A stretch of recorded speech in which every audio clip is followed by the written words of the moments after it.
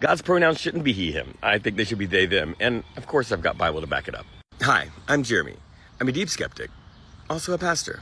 Okay, so let's start with what I think is probably the weakest part of the argument, which is the language itself. So in the Bible, one of the words that's used to describe God, that's used to sort of be a name for God, is the word Elohim. Elohim is in the plural, but it doesn't mean that God is plural. It's not trying to say that God is multiple people. It's trying to say that God is bigger than a single thing. Right? It's called the plural of majesty. There's a Latin term for it as well that I'm not going to try to pronounce. So there's this linguistic thing that though we would translate it as singular, it's actually a plural word. And then a lot of hay is made over the beginning of the book of Genesis, where God says, "Let us create humanity in our image," and people want to talk about it as the Trinity, but it's actually most likely talking about something called the divine council, or like multiple gods over which God is presiding.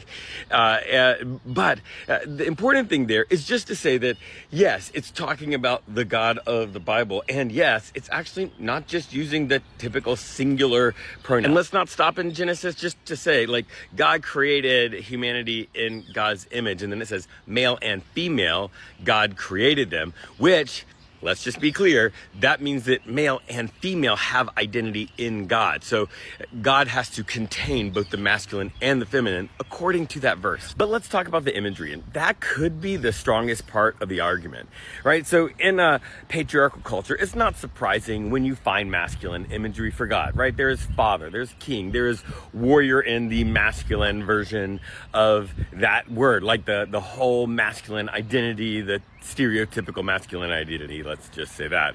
But there's also so many feminine metaphors. And that is surprising in a patriarchal culture because you don't expect to see the feminine metaphors. Where do you find those? Well, you'll find them all over the Bible. Isaiah 66, as a mother comforts her child, so I will comfort you. In Proverbs, God is wisdom and is personified as such with a female character who has a female name, Sophia. But Jesus didn't actually. Yes, he did. Matthew 23, how often have I longed to gather your children together as a mother hen gathers her chicks. And last but not least, let's just remember that language evolves. Language is not consistent.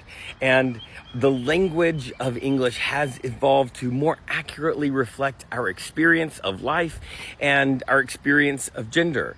And this is really helpful because people, individual people, not plural people, not people that are tied together, like individual people now are referring to themselves as they, them, and in a gender expansive way that gives us this linguistic option for God. Because God isn't a man. God isn't a woman, right? God is, though, personal. And so it's just like my friends who use they, them pronouns to describe them personally. You can use the same to describe God.